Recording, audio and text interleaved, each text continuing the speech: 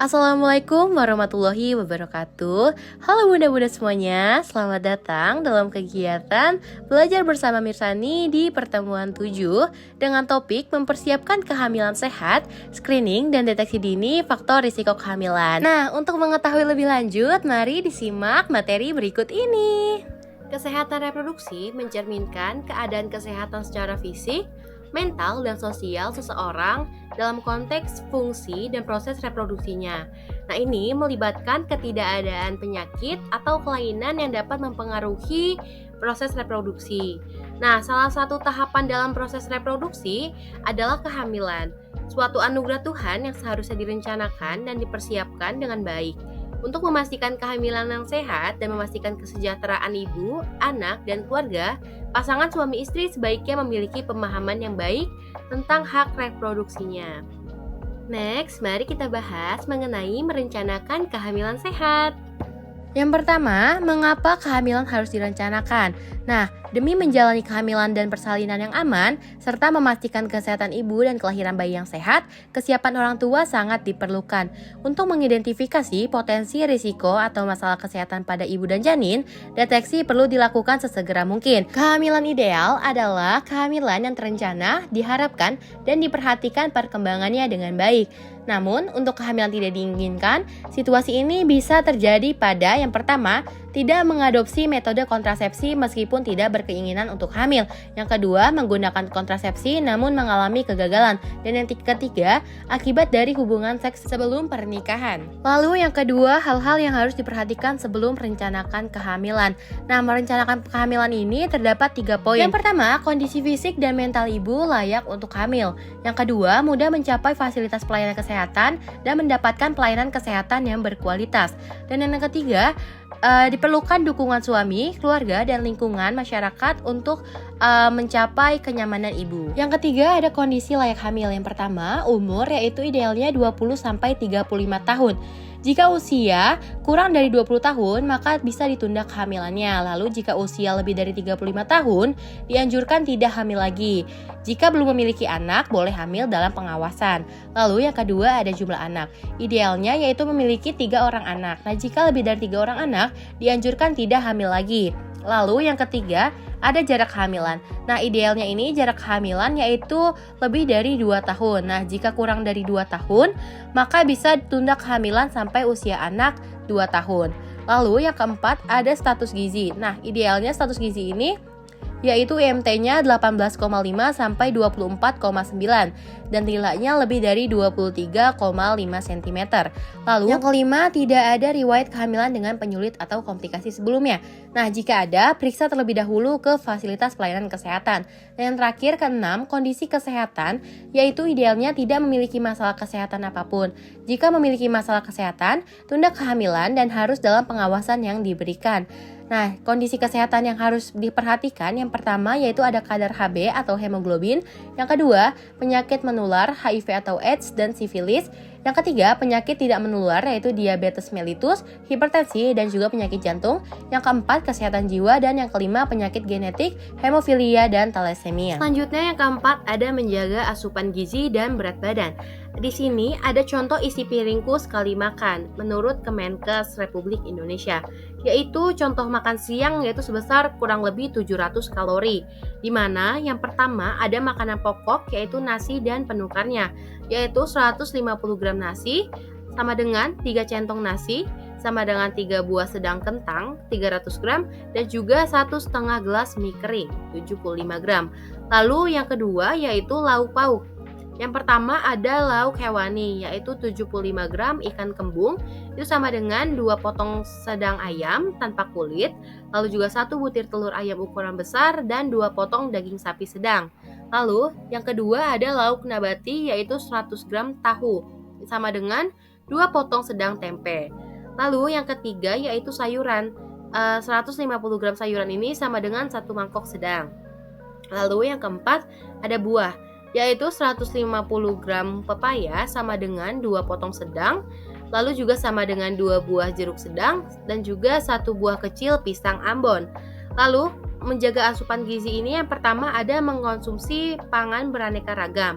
Nah, Gunanya agar memperoleh asupan gizi yang seimbang, disarankan untuk mengonsumsi kelima kelompok makanan yang beragam setiap hari atau saat makan, termasuk makanan pokok, protein, sayuran, buah-buahan, dan minuman.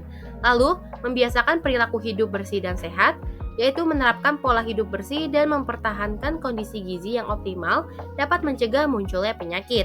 Lalu yang ketiga, melakukan aktivitas fisik. Nah, melakukan aktivitas fisik ini dapat meningkatkan kelancaran sistem metabolisme tubuh loh. Nah, juga menjadikan tubuh menjadi lebih sehat dan bugar. Lalu yang keempat, ada mempertahankan berat badan normal. Berat badan normal menunjukkan bahwa terdapat keseimbangan gizi di dalam tubuh dan merupakan kondisi ideal untuk merencanakan kehamilan yang sehat. Nah, selanjutnya mari kita bahas kondisi kesehatan yang perlu diwaspadai. Saat mempersiapkan kehamilan, penting untuk memperhatikan kesehatan fisik, kejiwaan, dan emosional calon ibu. Lalu, serta kondisi lingkungan, jika terdapat masalah kesehatan, disarankan menunda kehamilan hingga penyakitnya sembuh atau terkontrol. Penyakit-penyakit yang perlu diwaspadai yaitu yang pertama ada anemia. Nah, anemia ini kondisi di mana kadar hemoglobin atau Hb di dalam darah itu kurang dari 12 gram per desiliter. Nah, anemia sering terjadi pada perempuan disebabkan oleh kurangnya asupan atau konsumsi makanan yang mengandung zat besi, pola makan yang tidak tepat, gangguan haid atau haid yang tidak normal, dan berbagai penyakit lainnya seperti kecacingan, malaria, dan lain-lain. Pada ibu hamil, kondisi anemia dapat dinyatakan jika kadar hemoglobin atau Hb pada trimester 1 dan 3 kurang dari 11 gram per desiliter atau pada trimester 2 yaitu kurang dari 10,5 gram per desiliter. Lalu tanda dan gejala anemia ini kayak gimana sih? Nah, yang pertama itu ibu mengalami lesu, letih, lemah, lelah, lunglai yaitu atau 5L. Lalu yang kedua ada sering pusing dan mata berkunang-kunang. Lalu yang ketiga mudah mengantuk, yang keempat pucat. Nah, dampak terhadap kehamilan itu kayak gimana? Nah, yang pertama ini pertumbuhan janin itu dapat terhambat. Yang kedua, bayi berat lahir rendah atau BBLR. Yang ketiga, bayi lahir sebelum waktunya atau prematur. Yang keempat, bayi mengalami kelainan bawaan. Yang kelima, anemia pada bayi yang dilahirkan. Dan yang keenam yaitu risiko perdarahan saat melahirkan. Lalu pencegahannya bagaimana? Nah, pencegahannya itu bisa dengan minum tablet tambah darah 1 tablet per minggu sebelum hamil. Lalu, jika ada penyakit yang menyertai, segera ke fasilitas pelayanan kesehatan. Lalu yang kedua, ada penyakit diabetes mellitus. Nah, diabetes mellitus ini penyakit gangguan metabolik yang menyebabkan kadar gula dalam darah ini meningkat lebih dari normal.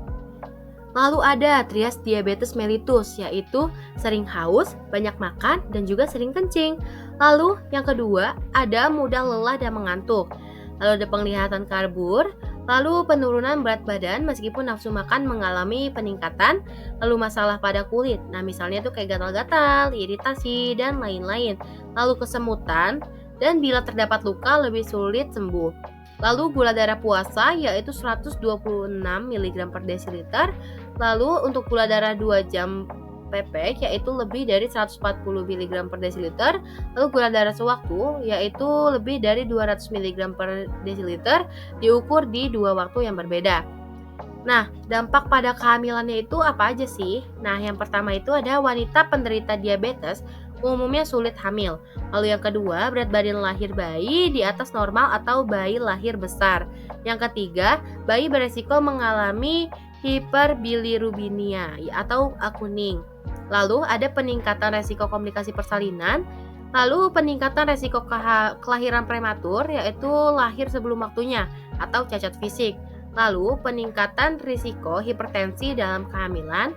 Lalu peningkatan risiko diabetes pada kehamilan berikutnya, lalu peningkatan risiko kematian ibu dan bayi beresiko mengidap diabetes tipe 2, kelebihan berat badan, dan obesitas saat menginjak usia anak-anak dan remaja. Nah, pencegahan dari diabetes mellitus itu kayak apa sih? Nah, pencegahannya ini bisa dilakukan aktivitas fisik, yaitu bisa olahraga kecil-kecil seperti itu. lalu juga rajin konsumsi buah dan sayur, dan juga deteksi dini faktor resiko penyakit tidak menular atau screening kesehatan berkala. Selanjutnya ada hipertensi. Nah, hipertensi atau tekanan darah tinggi merupakan kondisi di mana tekanan darah sistolik melebihi 140 mmHg atau tekanan darah diastolik melebihi 90 mmHg. Pada dua pengukuran yang dilakukan dengan selang waktu 5 menit dalam keadaan istirahat atau tenang yang membadai. Nah, tanda gejala dari hipertensi itu apa aja sih? Yang pertama yaitu seringkali tidak disertai dengan gejala. Nah, yang kedua, kehilangan keseimbangan dan kesulitan berjalan karena tengkuk, leher, dan punggung akan terasa berat dan pegal. Lalu yang ketiga, sakit kepala, yang keempat gelisah, yang kelima, jantung berdebar-debar, yang keenam pusing, yang ketujuh penglihatan kabur, yang kedelapan rasa sakit di dada, dan yang terakhir yaitu mudah lelah. Dampak pada kehamilannya itu bisa peningkatan risiko preeklamsi dan eklamsi. Yang kedua yaitu kematian ibu dan janin. Nah, pencegahannya ini bisa dilakukan dengan patuh. Yang pertama, P. Periksa kesehatan secara rutin dan ikuti anjuran dokter. Yang kedua, A. Atasi penyakit dengan pengobatan yang tepat dan teratur. Lalu yang ketiga, T. Tetap diet dengan gizi seimbang. Lalu untuk yang U, upayakan aktivitas fisik dengan aman. Dan yang terakhir, H, yaitu hindari asap rokok, alkohol, dan zat karsinogenik. Nah, untuk perempuan yang menderita hipertensi perlu diperhatikan dalam pemberian kontrasepsi hormonal, baik yang diminum atau oral dan disuntikan, injeksi, dan implan. Nah, penyakit selanjutnya yaitu ada TORCH. Nah, TORCH ini adalah penyakit yang disebabkan oleh Toxoplasma, rubella, cytomegalovirus atau CMV, dan herpes simplex virus 2 atau HSV2. Nah, toksoplasmosis ini adalah infeksi pada manusia yang disebabkan oleh Toxoplasma gondii. Nah, parasit ini sering ditemukan dalam tinja kucing atau daging yang belum dimasak sepenuhnya. Lalu, rubella yaitu infeksi virus yang dicirikan oleh munculnya ruam merah pada kulit. Nah, penularannya itu bisa terjadi melalui inhalasi percikan air liur yang langsung dilepaskan oleh penderita saat batuk atau bersin, serta melalui kontak langsung dengan benda yang berkontaminasi oleh air liur penderita. Lalu yang ketiga ada cytomegalovirus. Nah, ini adalah kumpulan virus herpes yang dapat menginfeksi dan tetap berada dalam tubuh manusia dalam keadaan tidak aktif untuk jangka waktu yang lama. Namun, jika sistem kekebalan tubuh menurun, virus ini dapat menjadi aktif kembali. Penularannya ini dapat terjadi melalui berbagai cairan tubuh seperti air liur, lalu juga darah, urin, air mani, dan air susu ibu atau ASI. Lalu yang keempat ada herpes simplex virus 2. Nah, ini adalah sekelompok virus yang dapat mengakibatkan infeksi pada manusia. Infeksi virus herpes umumnya dicirikan oleh kulit kering, munculnya lepuh atau luka terbuka yang mengeluarkan cairan. Lalu, merupakan penyebab utama penyakit herpes genital dan penularannya terjadi melalui kontak langsung dengan luka yang dimiliki oleh penderita herpes, seperti pada saat hubungan seksual. Nah, selain itu, herpes simplex virus 2 ini juga dapat ditularkan dari ibu ke bayinya saat proses persalinan. Dampak pada kehamilannya itu bisa mengalami infertilitas dan juga kelak jika hamil dapat mengakibatkan kecacatan pada janin, kelahiran prematur, kerusakan sensorik, infeksi neonatal, dan bahkan dapat meningkatkan resiko gugur kandungan. Lalu pencegahannya itu bisa dilakukan vaksinasi MMR atau mumps, measles, rubella.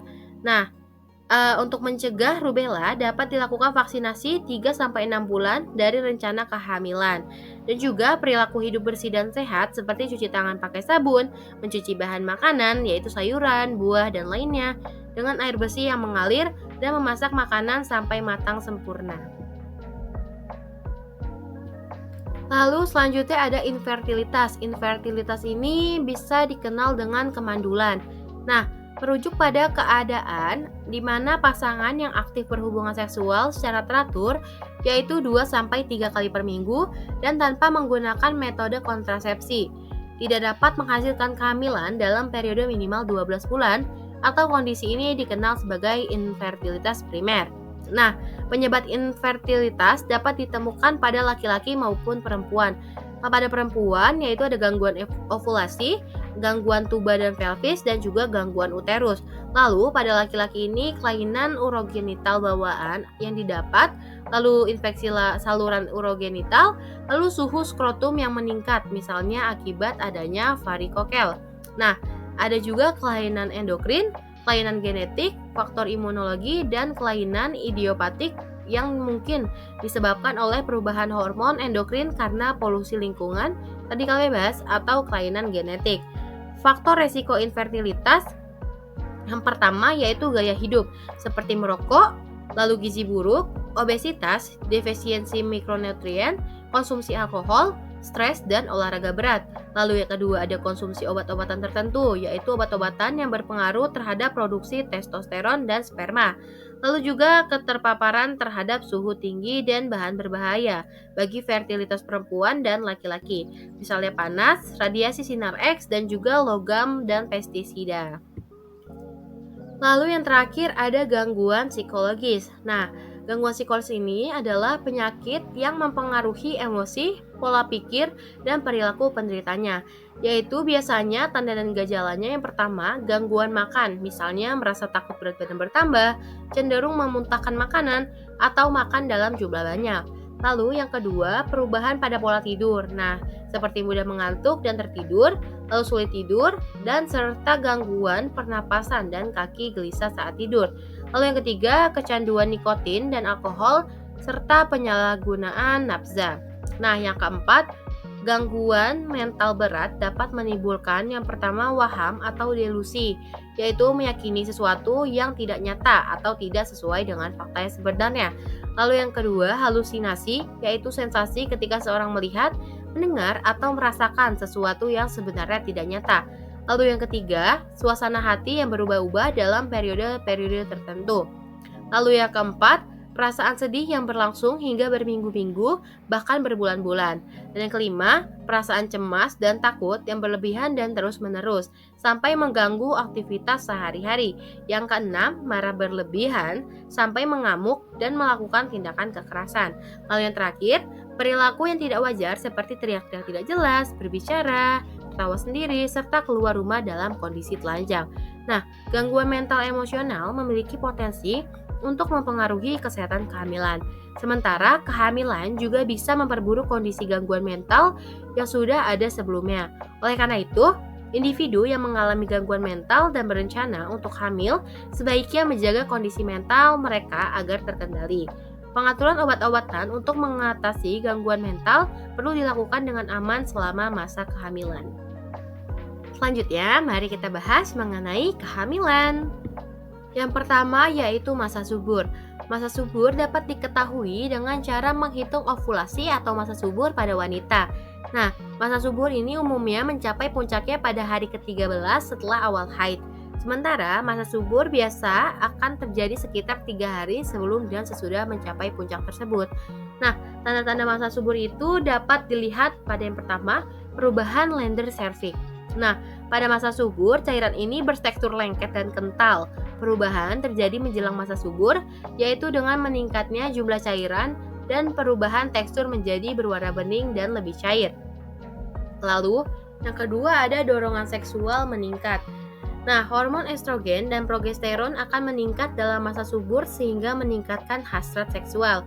Dan yang terakhir yaitu temperatur tubuh meningkat dan payudara lebih lunak.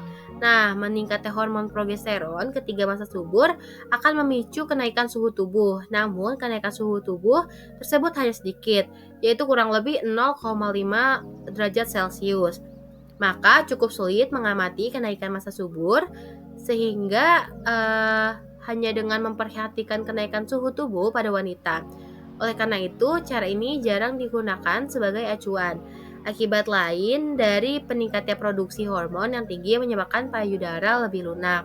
Nah, perlu diingat yaitu puncak masa subur biasanya terjadi pada 13 hari setelah hari pertama haid, atau bagi yang memiliki siklus haid selama 28 sampai dengan 30 hari. Yang kedua ada proses kehamilan. Nah, sel telur yang matang dibuahi oleh sperma dalam saluran telur atau tuba falopi. Lalu, sel telur yang telah dibuahi sperma atau embrio menempel di lapisan dalam dinding rahim, sehingga janin tumbuh dan berkembang dalam rahim, dan kehamilan umumnya berakhir dengan persalinan setelah 280 hari atau 9 bulan 10 hari. Lalu yang ketiga ada tanda-tanda kehamilan. Nah, hal ini umumnya dapat dirasakan oleh ibu yang pertama tidak mendapat menstruasi atau haid sebagaimana biasanya atau tidak menstruasi pada siklus haid bulan berikutnya.